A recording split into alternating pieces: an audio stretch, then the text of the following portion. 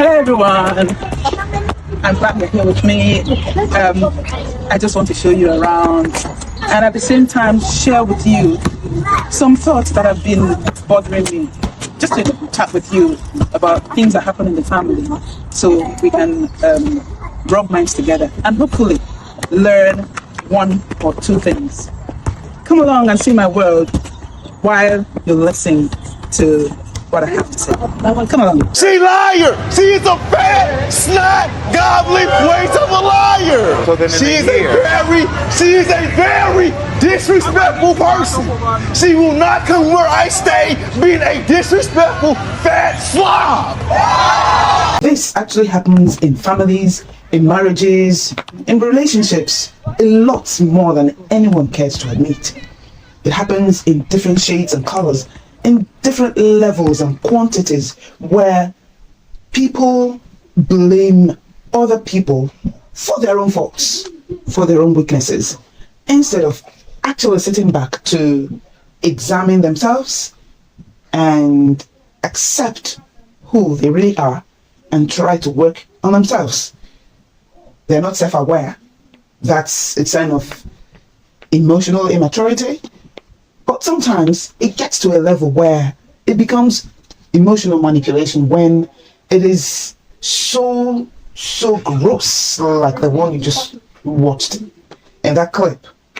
It becomes so very irritating that someone can blatantly pour the blame that is due to them on someone else, on their partner, on their friend, on their brother or sister, on their colleague, on anyone else apart from themselves.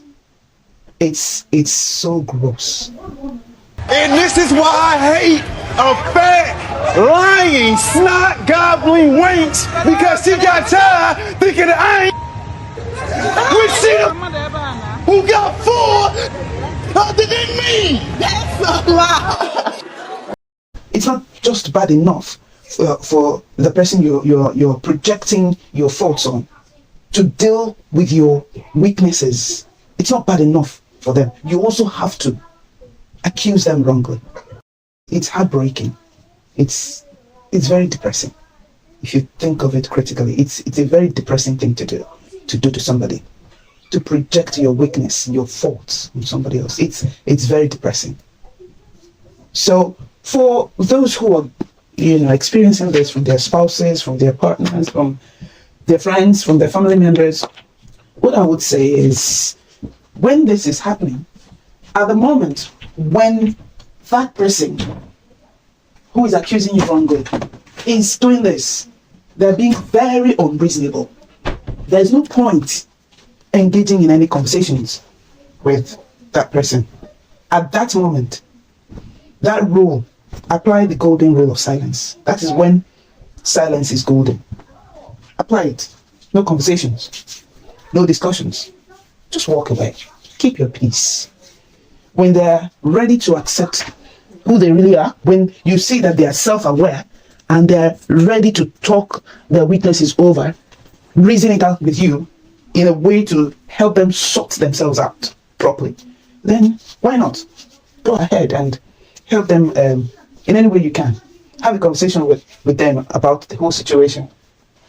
But the moment they kick over at you that it's your fault, I am the way I am because of you, step out of that conversation.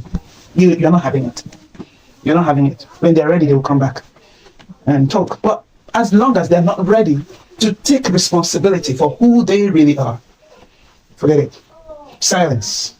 Not silence throughout in terms of not talking to them at all, but not discussing that matter at all with them. Do not discuss that projection. Their projection of their faults on you. Do not discuss it with them. There's no point.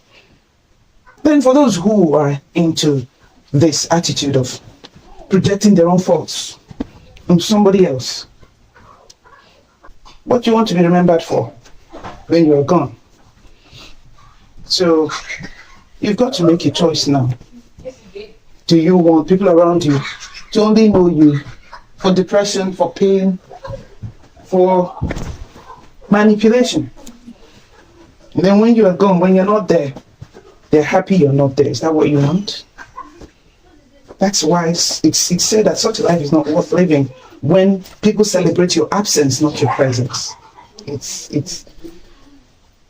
That's actually hell on earth, if you ask me. When people are happy that you're not around. So please, there is still time for you to salvage that situation. Take ownership of who you are. And where possible, everybody has got a weakness to work on. Own your own weakness.